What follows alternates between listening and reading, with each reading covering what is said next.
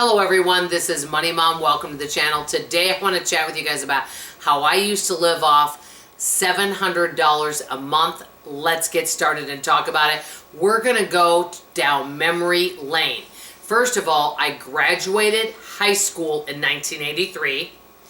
I graduated college in 1987, and then I moved from Minnesota to the Twin Cities, St. Paul, Minneapolis area, to the Dallas, Texas area in 1988. And in 1988, I made $12,733, and I was teaching at a private school.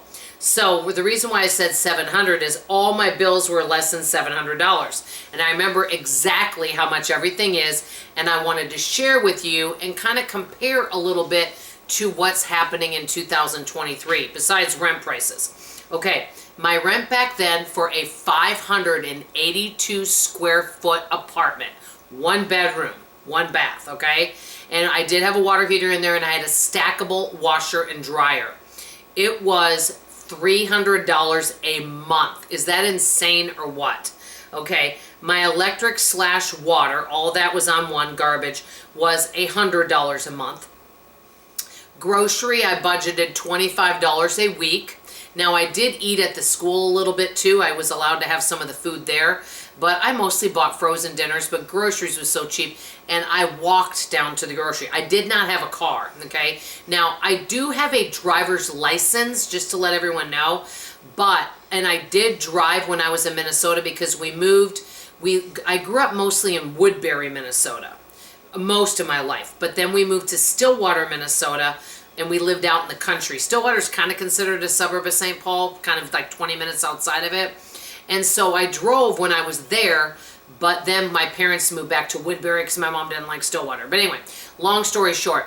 So I drove there, but that's when we lived out in the country. I didn't have traffic. Moved to Dallas, I didn't have a car, okay? So I definitely got out of the habit of driving, and I didn't need a car at college. So basically, I didn't have a vehicle. But so I did groceries. I had $100 a month I budgeted. Phone, didn't have a cell phone, but my phone with long distance was about $50-$60 a month. My college loan payment was $55 a month. And then I paid for a bus pass, and I could do unlimited bus all around. Dallas, though, is not the best to bus because it's very widespread out. A lot of times, if you want to take the bus, you have to go all the way downtown, take the bus, and then transfer out to another place. So you could be on the bus a long time. So the bus pass, I think, was $65 a month. That all adds up to around $670, $680. And so I had a little over $300 left over. I think I made around $7.75 to $8.50 an hour. It was kind of in that range. But the reason a lot of us could live so cheaply is, number one, your college loan payment was less than $100. Your rents were really cheap. Many people did not have a cell phone.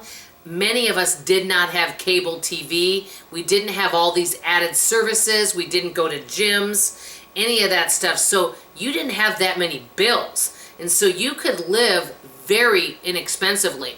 Now, I got married in 1994, and we were living in that 1 bedroom. And by that time, from 1988 to 1994, the rent had gone up from $300 to $450.